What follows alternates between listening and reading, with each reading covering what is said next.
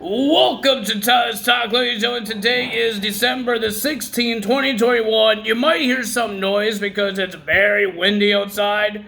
So, things are rattling and a lot of things are just getting blown away. So, you might hear the wind. You might hear things coming outside. I can't do anything about that.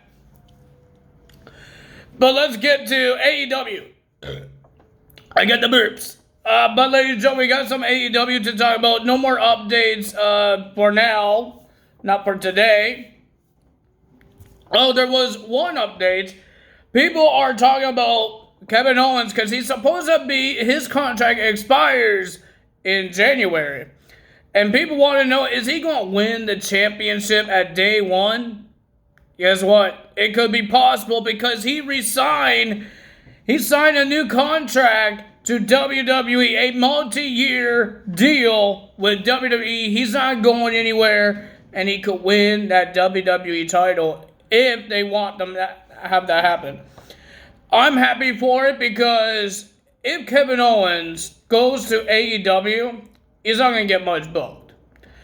Adam Cole is getting booked because he's part of the Elites. If he was not part of the Elites and his background as the Elite before WWE, he wouldn't be competed up multiple times. Like, even Bobby Pitts, now he's part of the Elites, or he's kind of part of the Elites. He won't get used a lot as well. You see Tony Nese. The guy made his debut, and what happened to him? Yeah, one match. Well, attended a couple of matches, and then, but I don't think a couple of those matches were on TV. That was on YouTube, on their AEW Dark. And then he had a Rampage match against Sammy Guevara for the TNT title. Where is he?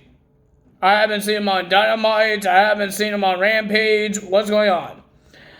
Even with Pego del Sol, he had a match on AEW Rampage. That's on TV. Congrats to him. But that's like WWE's main event. I said that multiple times. But he has not wrestled on a Dynamite ever since he got signed to AEW. Never had his Dynamite debuts. Only fights in AEW Dark or that other show that they do. I forgot his name. But, and then he doesn't fight on, he fights on other shows except for the main one. The one that they are trying to build as one of the top shows, just like Monday Night Raw, because Monday Night Raw been there for decades, and Dynamite been there longer than AEW Rampage, but they're not. None of these wrestlers are making opportunities to be on that show on Dynamite. So if Kevin Owens was there, I don't think he will get more matches than he gets on WWE. Because WWE doesn't have so many guys, and most of them are like managers, like MVP, Commander Aziz. I was going to say Omos, but Omos is not, he's not a manager, he's actually wrestles as well. A Commander does wrestle sometimes as well, but not a lot. But Kevin Owens will have more matches. It's a 3-hour show. And I think this guy will have, if he doesn't win at day one, he will have a match next week on Raw. Tomorrow night on Raw. Is it on Saturday or Sunday? New Year's. I forgot. But on the next Monday Night Raw after day one, the guy is going to have another match. If this guy loves to wrestle and he wants to be used, I don't think he cares about if he's in a wrestling match. I don't think so. I don't think he cares about not wrestle match. I meant championship match. If this guy loves to wrestle and it's not always about the championships, this is where he needs to be, because we all know if he gets drafted to SmackDown, he will have a whole bunch of matches. If he is on Raw, whole bunch of matches. Because they want, this is a way that everybody will get used, because there's less people in WWE right now, and he will get used. There's some wrestlers that never got used because all those wrestlers, before the releases even happened, those wrestlers never got opportunities. The ones that's still in WWE right now they get opportunities, like Ricochet. Since when we see Ricochet, he's on SmackDown, he's doing a good job. Hasn't won a lot of matches, but the guy has actually been on TV. And that could happen to Kevin Owens if he was on AEW. He has to wait until the top guys gets dull. And that would never happen because it's Tony Khan. So, yeah. But I still like AEW. And ladies and gentlemen, the first match of AEW, we got the world title. Guys, this was a very long match. Very long match because it was a time limit draw. But this match was great. It was great, but ladies and gentlemen, I wish there was a winner.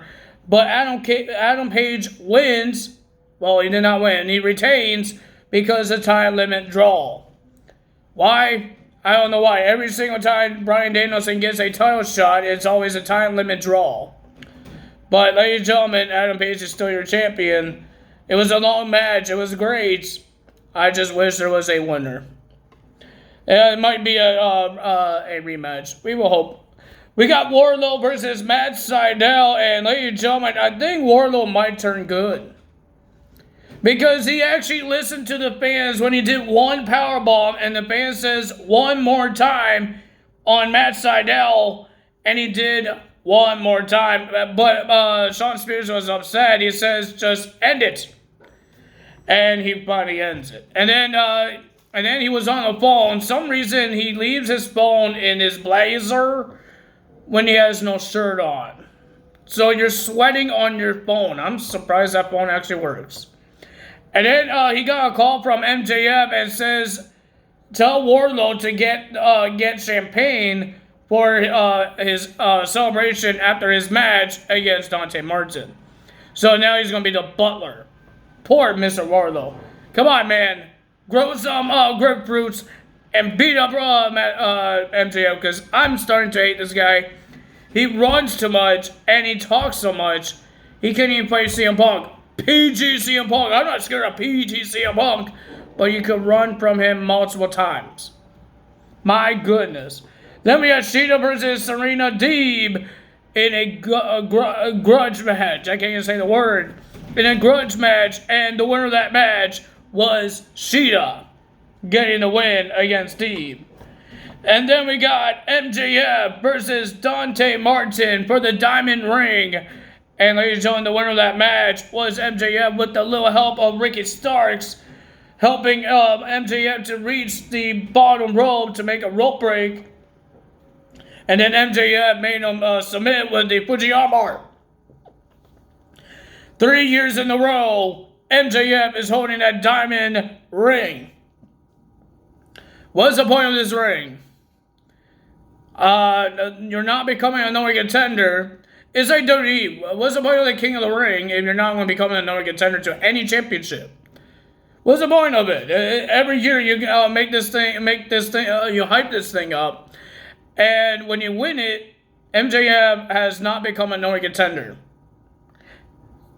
I believe that they're going to talk about it that next week, and then the next couple of months, the next time they do it, they're not going to talk about it. Maybe they will when he uses it to knock out his opponents, but they're not going to talk about how he won, how many times he won it. It's just going to say, oh, he's a scumbag. He hit him with a dang ring. He hit him with an object. It's not because he actually won it, and nobody really cares. So, yeah. But ladies and gentlemen, MJF gets the win, and then FTR and MJF came out. Well, FTR came out to attack Sting and Darby Allin. No, not Darby Allin. Dante Martin. And then the lights went out, and then Sting and Darby Allin came out to attack FTR. They just pushed MJF off the shoulders of FTR. He went bye-byes. And then he came back and there was a triple attack on Sting and Darby Allin until CM Punk came out running in the ring with a baseball bat, and every single guy, FTR and MJF, ran out of the ring. Bunch of babies. My goodness. Stop running. If he's a PG Punk and you can beat him, why are you not beating him? I don't understand that. But if you guys enjoyed this video, hit the like button, leave a comment below, hit the subscribe button, hit that notification bell, and I will see you guys for Impact Wrestling results. That's all from me today. Tell us out. Bye.